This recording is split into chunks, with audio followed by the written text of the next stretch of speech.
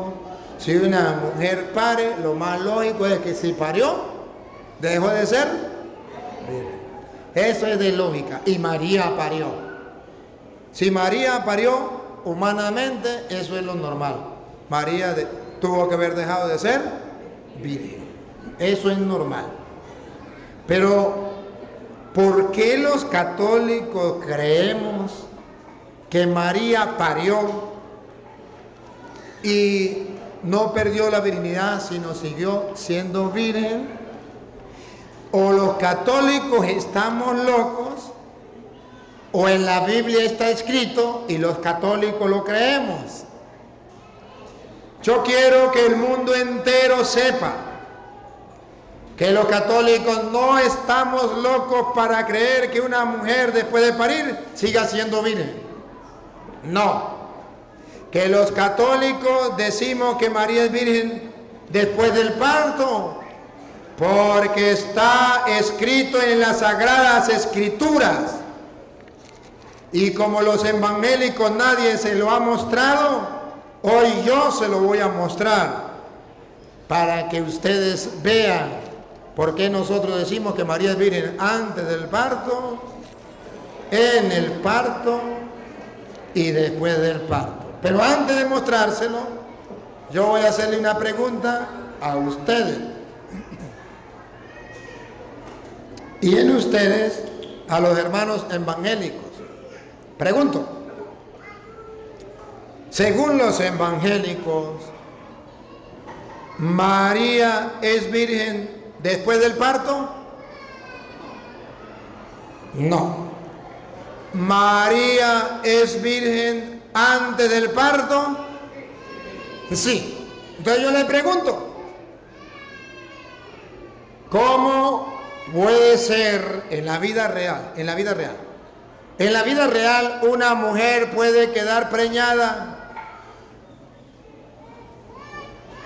y seguir siendo virgen. No, eso no es posible. No puede quedar preñada y seguir siendo virgen. No. Tampoco puede parir y seguir siendo. Las dos cosas no es normal. Eso no es normal. Pero los protestantes afirman la primera cosa. ¿Cuál es la primera cosa? Que María es virgen antes del parto. A ver, ¿se imagina que un protestante vaya a predicarle a un ateo, a alguien que no conoce el evangelio, y le diga que María quedó preñada, pero ella sigue siendo virgen? ¿Usted cree que ese ateo le va a creer? No. Y le va a decir el ateo al protestante, ¿por qué usted está loco? ¿Por qué usted dice que María es virgen antes del parto? ¿Qué le va a decir el protestante? Porque está escrito en la Biblia que María es virgen antes del parto. Pues en el mismo lugar, en el mismo capítulo y en el mismo versículo donde dice que María es virgen antes del parto, dice también que María es virgen después del parto. No hay que ir de lejos. En el mismo capítulo y en el mismo versículo. Que el mundo entero sepa que sí es difícil que una mujer quede preñada y siga siendo virgen. Igual que es difícil que una mujer para y siga siendo virgen. Las dos cosas son difíciles. Pero los católicos y los protestantes decimos que María es virgen antes del parto. Y los católicos decimos que es virgen después del parto, porque creemos lo que está en la Biblia. Vamos primero con Isaías 7:14. Isaías 7:14, antes de leerlo, debo decirles algo. Isaías escribió antes de venir Cristo, más de 500 años antes. Isaías era un profeta. Isaías era un profeta. Como era un profeta de Dios, profetizó. Mirando al futuro, profetizó. ¿Y qué fue lo que profetizó Isaías? profetizó dos cosas: que María iba a parir, pero iba a ser virgen antes y después del parto. Lo profetizó Isaías. El católico y el protestante, al igual que el ateo, se pregunta: ¿y cómo va a ser virgen si quedó preñada? ¿Y cómo va a ser virgen si parió? Y la respuesta la da Isaías, cuando dice que es un milagro que Dios va a hacer, que es una señal que Dios va a dar, que es verdad que eso es difícil, pero que para Dios no hay nada imposible, que es verdad que eso es difícil, pero Dios, para que el mundo se diera cuenta que había llegado el Mesías, tomó la decisión de mandar a una virgen, para que cuando la gente viera que una mujer virgen quedaba preñada y una mujer virgen pariera y siguiera siendo virgen, como eso era fuera de lo normal, entonces el mundo tendría la señal más clara que ha llegado el Mesías. Ponga cuidado. El Señor, pues, les dará esta señal. Deténgase ahí, pues. Repita. El Señor, pues, les dará esta señal. Pregunto, ¿quién va a dar la señal? El Señor.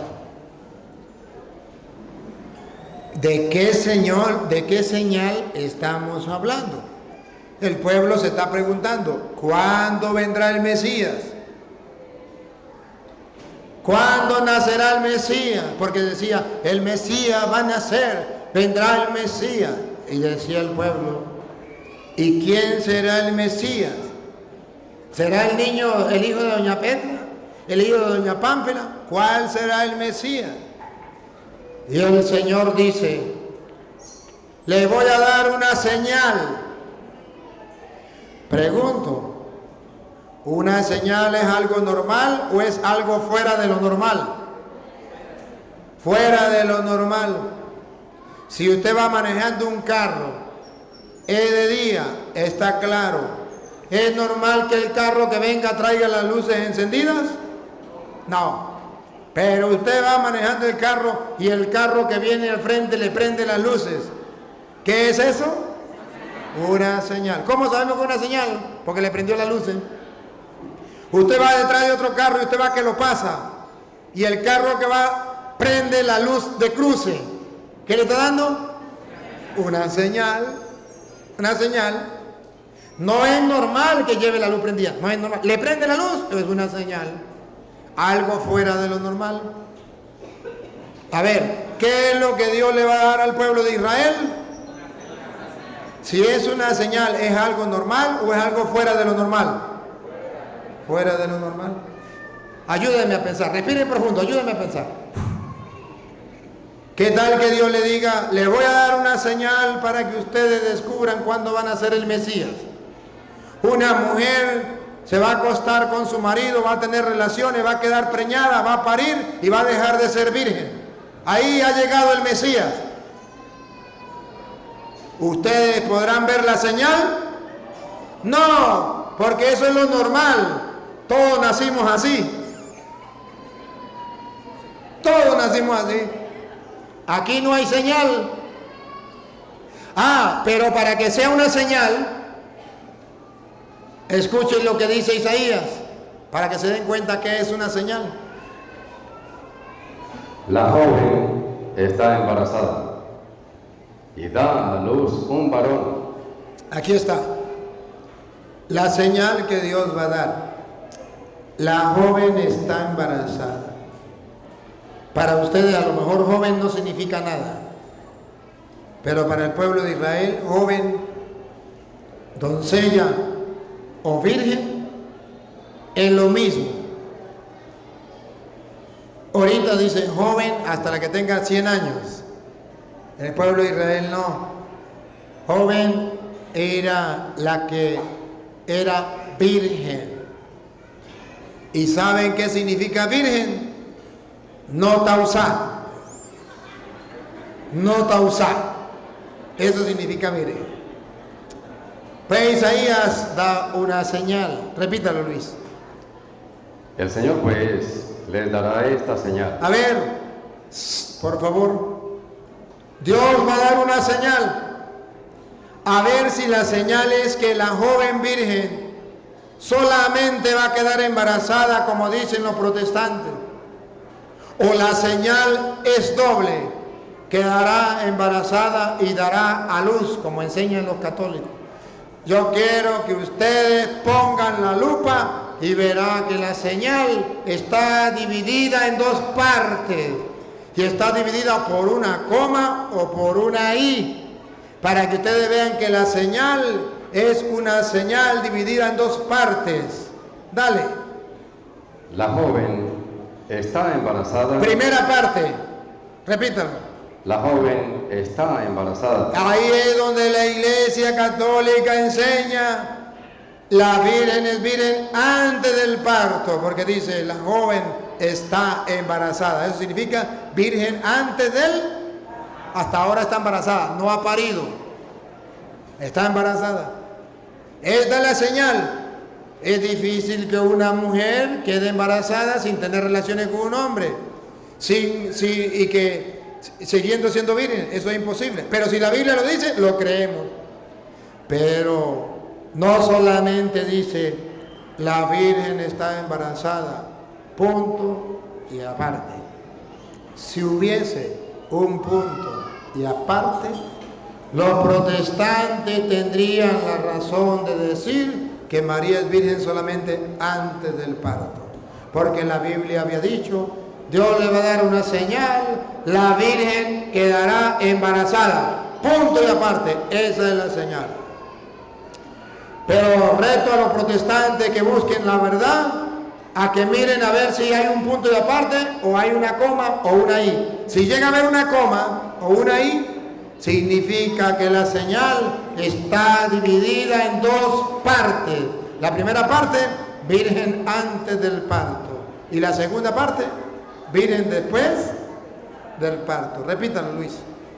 La joven está embarazada. A ver si hay una i o una coma. Dale.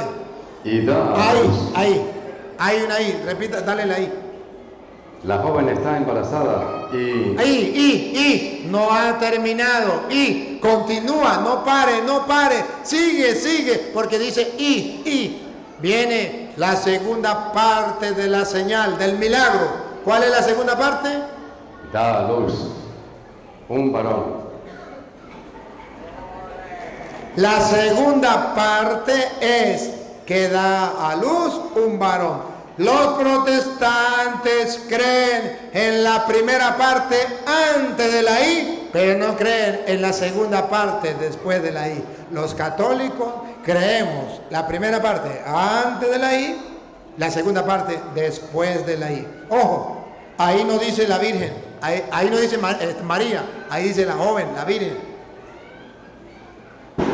De modo que está hablando de que la Virgen dará a luz un hijo, no dejará de ser virgen. Quedará embarazada una parte de la señal. La segunda dará a luz un hijo. Eso fue más de 500 años antes de llegar Cristo. Ahora pongan cuidado. ¿Qué pasó cuando llegó Cristo? Mateo capítulo 1, versículo 22 en adelante. Mateo 1, 22 en adelante. Todo esto sucedió para que se cumpliera lo que había dicho el Señor por boca del profeta. Perdón. Pregunto. ¿Sucedió o no sucedió? Repítalo, Luis. Todo esto sucedió. Dice la Biblia que sí sucedió. Todo sucedió. No dice la mitad sucedió. Antes de la I sucedió. Todo esto sucedió para que se cumpliera lo que había dicho el Señor por boca del profeta. ¿Qué había dicho el Señor por boca del profeta? Paren la oreja. La Virgen concebirá Virgen antes del parto. y dará a luz un hijo. Virgen después del parto. Y dice Mateo que todo eso sucedió tal como lo había dicho el profeta Isaías. Entonces, según la Biblia, María es virgen antes del parto y después del parto. Dijo un protestante un día: señor cura, a mí qué me importa que María sea virgen o no sea virgen, eso a mí no me importa. A mí lo que me importa es creer en Cristo. Yo le dije: a mí sí me importa. Si María no es virgen, a mí sí me importa. Y digo: ¿por qué? Digo: porque Isaías había dicho que el Mesías tenía que nacer de una virgen. Y si María no es virgen, Jesús no es el Mesías. Y si Jesús no es el Mesías, usted lo salvará más que el mago. Porque nosotros creemos que Jesús es el Mesías porque es el hijo de la Virgen. Y Isaías había dicho que el Mesías nacería de una virgen. Entonces, los católicos estamos seguros que Jesús es el Mesías porque sabemos que su madre es virgen. Y eso estaba escrito en la Biblia.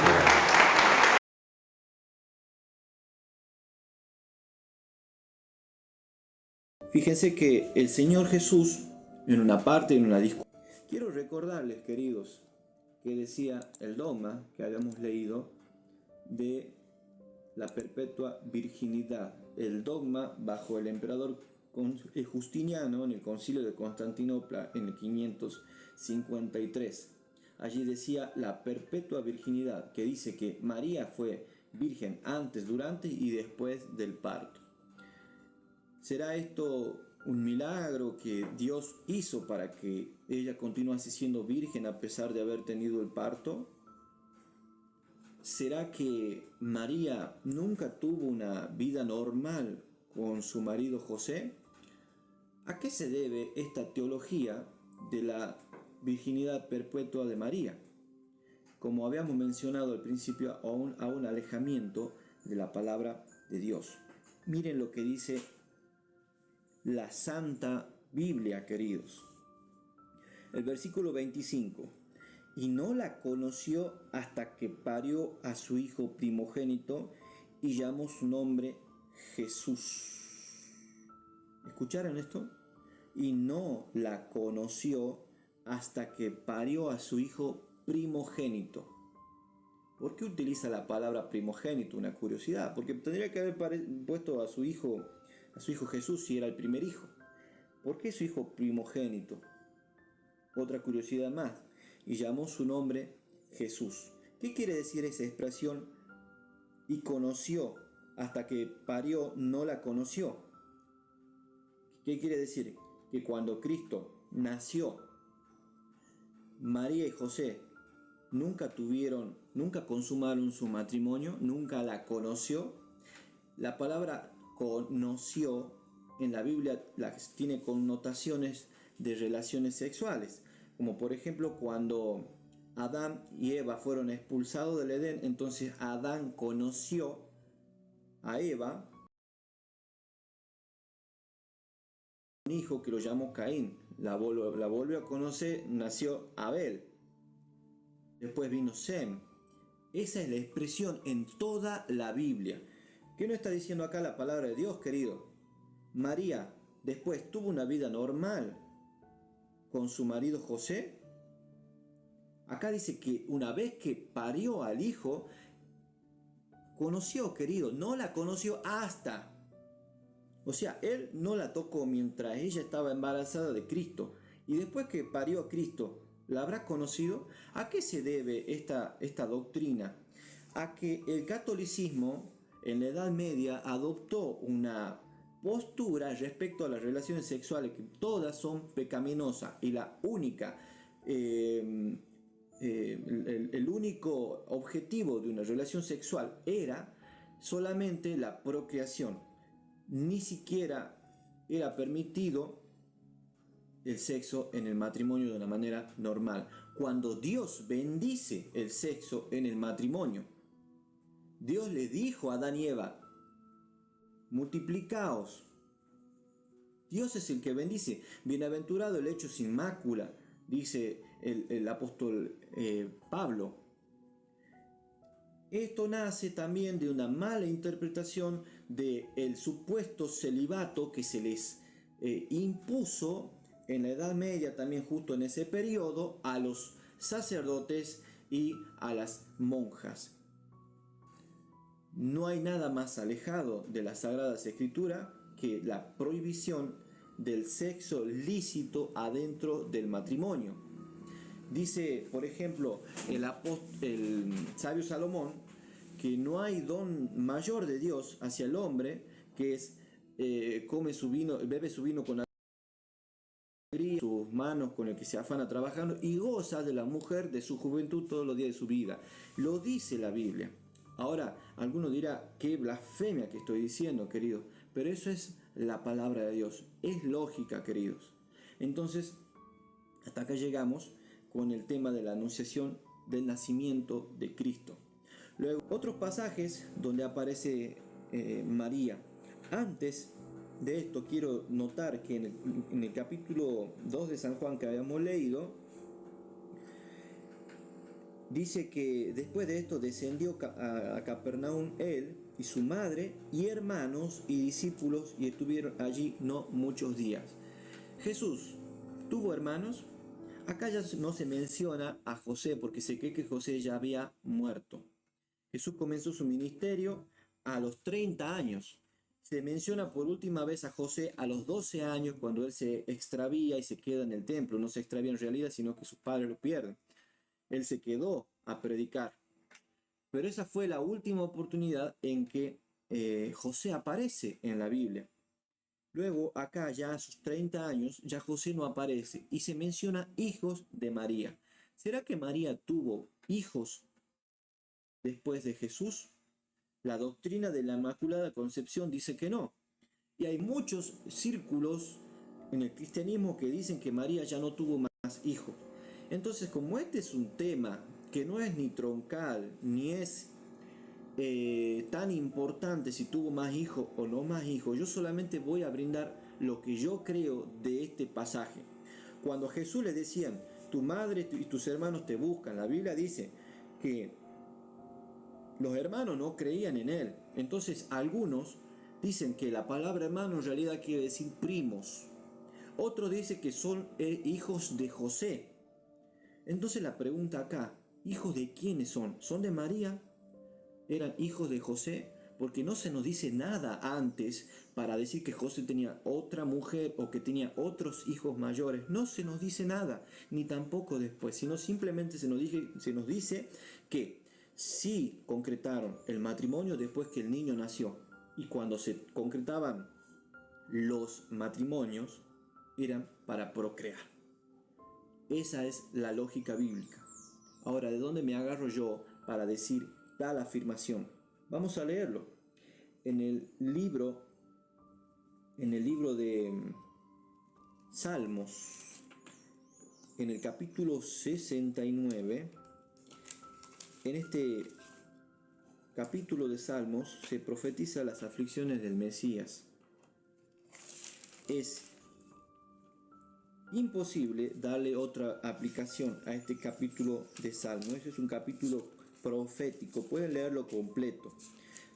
Yo me baso en creer que María tuvo más hijos a raíz de este versículo, no por una conjetura propia o una ocurrencia que se me ocurra a mí. Otras personas pueden pensar de otra manera y no se les juzga, pero yo me baso en este versículo. Dice, del versículo 8 de Salmo 69. He sido extraño de mis hermanos y extraño a los hijos de mi madre. Escuchen eso. He sido extraño de mis hermanos. Y uno puede decir, bueno, son los hijos de José. O se dice los hermanos de ese punto de vista fraternal, los hermanos en la fe. No, pero aclara. Y extraño a los hijos de mi madre. ¿Será que Jesús tenía hermanos menores? Podría ser que sí, yo creo que sí. Me acuerdo hace un tiempo atrás que una monja en España había admitido que María tuvo más hijos y se armó un gran revuelo, de tal manera que la amenazaron de muerte, el propio católico, y ella tuvo que salir a pedir perdón y a retraerse de lo que había afirmado. Acá la Biblia nos está diciendo que sí, que tenía hermano. La Biblia es clara, queridos. Él había sido extraño entre sus hermanos y entre los hijos de mi madre. Así que si alguien quiere decir que eran hijos de José, bueno, ahí está el versículo. Y si alguien quiere decir que eran hijos de María, bueno, ahí está el versículo también. Y no se puede refutar, porque el contexto del libro de Salmos automáticamente dice: el celo por tu casa me consumió, y nos habla de cuando Jesús purificó el templo. Ahora, esto es muy interesante, ¿no? La monja se llama, no sé si vive todavía, Gaudelia Vidal, y ella fue expulsada por admitir públicamente en la televisión que María tuvo más hijos, y luego tuvo que retractarse. Bajo amenazas de muerte. No es un invento mío, sino que eso salió en las noticias, queridos. Bien, vamos viendo, vamos avanzando y vamos a ir cerrando el tema de esta parte.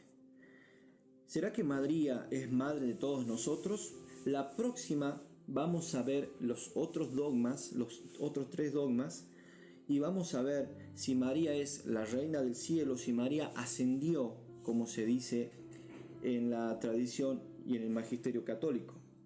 Quiero que meditemos en San Juan capítulo 19, el versículo 25. ¿Qué estaba pasando allí? Jesús ya estaba muriendo, estaba colgado en la cruz, y dice, Jesús ve a su madre, que era traspasada por esa espada de dolor que había dicho Simón o Simeón, y él hace una provisión para su madre, y dice lo siguiente, capítulo 19, el versículo 25 al 27. Y estaban junto a la cruz de Jesús su madre y la hermana de su madre, su madre y su tía, María, mujer de Cleofas, y María Magdalena. Y como vio Jesús a la madre y al discípulo que él amaba, que era Juan, que estaba presente, dice a su madre: mujer, he ahí tu hijo. Y después dice al discípulo: he ahí tu madre. Y desde aquella hora el discípulo la recibió consigo. ¿Qué está diciendo ahí?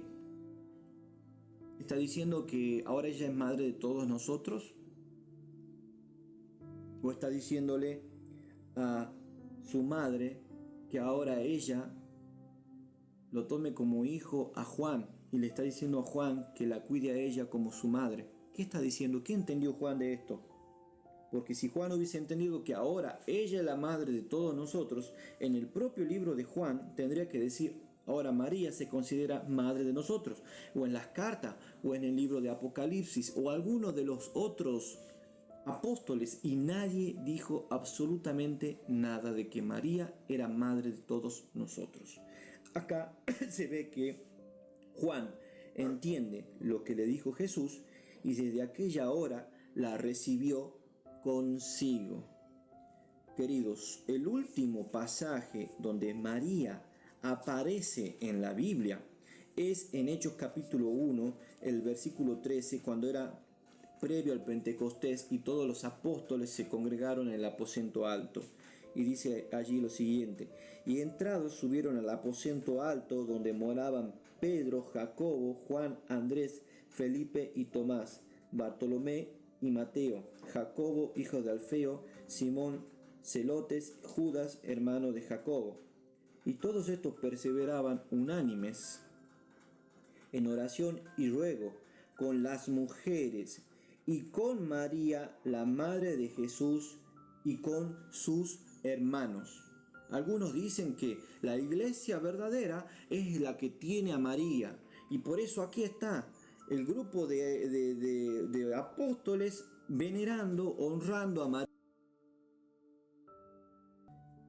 Acá está diciendo que todos estaban juntos, unánimes, confesando sus pecados, humillándose ante el Señor.